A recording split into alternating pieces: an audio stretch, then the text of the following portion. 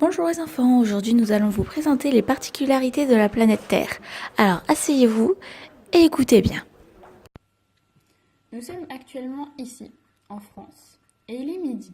Le soleil éclaire donc la partie où se trouve la France. Lorsque 12 heures s'écoulent, la France se retrouve de l'autre côté. Il fait nuit, il est minuit. Si 12 heures s'écoulent à nouveau, 24 heures sont passées et on se retrouve de nouveau à midi, en face du soleil. C'est la Terre qui tourne sur elle-même, alors que le soleil ne bouge pas. Est-ce que vous savez ce qu'est une année bissextile? Non? Et si je vous dis une année avec un jour de plus? Toujours pas? Et le 29 février alors?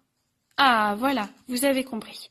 Je vais donc vous expliquer comment apparaît le 29 février sur le calendrier. On sait que un an, c'est égal à 365,25 jours. Je peux donc décomposer en 365 jours plus 0,25 jours. Mais qu'est-ce que c'est alors 0,25 jours? Eh bien en fait, c'est égal à 6 heures.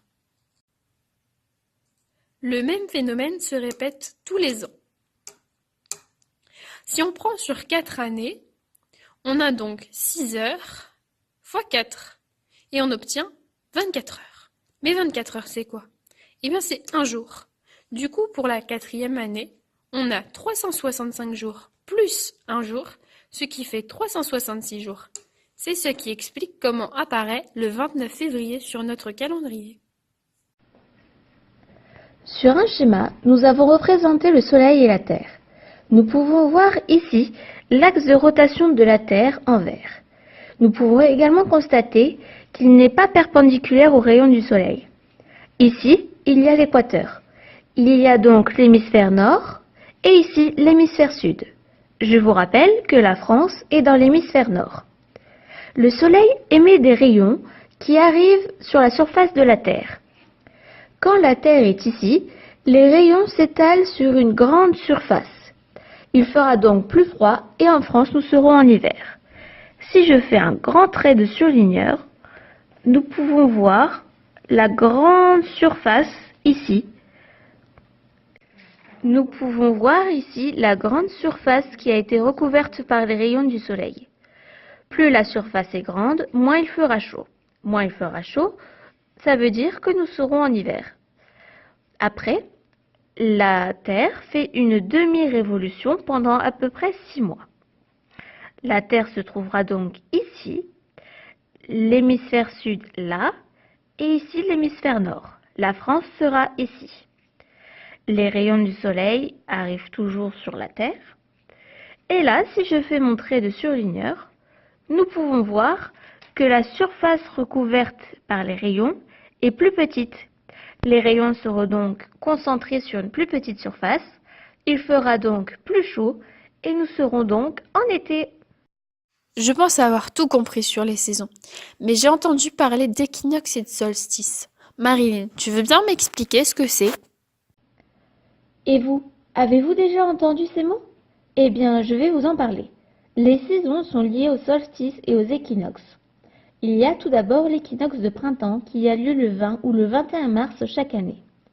Lors de l'équinoxe, le soleil se lève exactement à l'est et la durée du jour est presque égale à la durée de la nuit, c'est-à-dire 12 heures. Sur ce schéma, nous avons représenté une ligne d'horizon. Nous pouvons donc dessiner le soleil à l'est. Il représente l'équinoxe de printemps.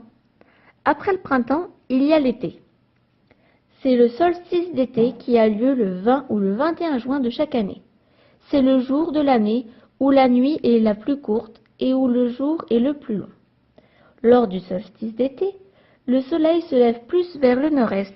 Nous pouvons donc le représenter ici sur le schéma.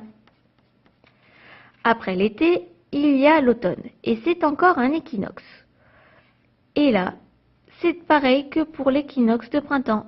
Le soleil se lève à l'est et la durée du jour est presque égale à la durée de la nuit, c'est-à-dire 12 heures. Après l'automne, il y a l'hiver. En hiver, il y a un solstice. Et là, le soleil il se lève plus vers le sud-est. Lors de ce jour particulier, c'est la nuit qui est la plus longue. Et là, le jour est donc le plus court. Tous ces phénomènes sont dus à l'inclinaison de l'axe de rotation de la Terre. Nous avons enfin compris les saisons. Mais j'ai encore une question. Pourquoi pouvons-nous vivre sur Terre et pas sur une autre planète? Je pense que Maureen a les explications. Une zone habitable. Mais qu'est-ce qu'une zone habitable? C'est lorsque la planète possède une atmosphère et que l'eau existe sous les trois formes, gaz, liquide et solide. Il y a très longtemps, Mars faisait partie de cette zone habitable, mais depuis qu'elle a perdu son atmosphère, l'eau liquide s'est évaporée, donc il n'y a plus les trois états. Sur Mercure et Vénus, il y a de l'eau à l'état de gaz, parce qu'elles sont trop proches du Soleil, donc l'eau s'évapore. Pour Jupiter, Saturne, Uranus et Neptune, l'eau est à l'état solide, parce qu'elles sont trop loin du Soleil pour avoir de l'eau liquide.